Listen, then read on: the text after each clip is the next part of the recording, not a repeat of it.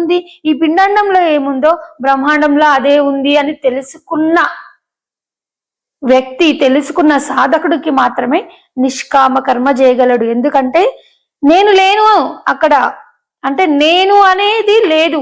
నేను ఎప్పుడు నశిస్తుందో, నేను అనే ఎప్పుడైతే నశిస్తుందో, అహం రాహిత్యం ఎప్పుడైతుందో అప్పుడే నిష్కామ కర్మ ప్రారంభం అవుతుంది.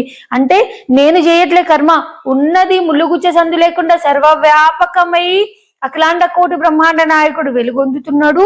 దాంట్లో నేనున్నా, నేను చేసేది ఏం లేదు, అది నడుస్తా ఉంది, ఇది ఒక భ్రమ, ఇది నేను చేస్తున్నానని ఒక భ్రమ నాకు గోచరిస్తుంది.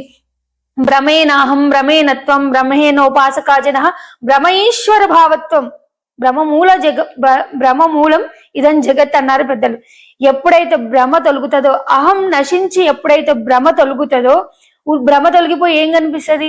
ఉన్నది పరమాత్మే ఉంది, అంటే మొత్తం సర్వవ్యాపకమే పరమాత్మే ఉంది అని దృఢ నిశ్చయం ఎప్పుడైతే కలుగుతుందో అప్పుడే నిష్కామ కర్మ. ఎందుకంటే నేను కర్మ చేస్తలేను, నేను కర్మ చేస్తున్నా అని ఎప్పుడైతే అనుకుంటావో అప్పుడు నీ కర్మలు ఉన్నాయి, కర్మ వల్ల జన్మలు ఉన్నాయి. ఎప్పుడైతే నేను చేయట్లేదు, నేను భ్రమిస్తున్నా, ఉన్నదే పరబ్రహ్మ అంతటా అచలమై వెలుగొందుతుంది, దాంట్లో నేను ఉన్నా, అదే నేను, ఆ అహం బ్రహ్మాస్మి, అదే నేను, అయమాత్మ బ్రహ్మ, ప్రజ్ఞానం బ్రహ్మ, తత్వమసి, ఈ మహావాక్యాలు చెప్పేవి కూడా అవే. అదే నేనై ఉన్నా, ఇదే నేను, అదే నేను, ఇదే అది, అదే ఇది, ఇదే అది అయ్యి ఉన్నది. అంటే నేనే బ్రహ్మము, ఆ బ్రహ్మమే నేను.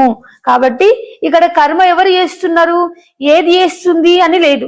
అందుకనే భ్రమ తొలగాలి. భ్రమ ఎప్పుడు తొలుగుతుందో అప్పుడు నిష్కామ కర్మ అవుతుంది. అంటే ఈశావాస్యం ఇదగం సర్వం ఈ ఈ చూస్తున్నది ప్రతీది మొత్తం ఉన్నది ఒక్కటే పరబ్రహ్మ.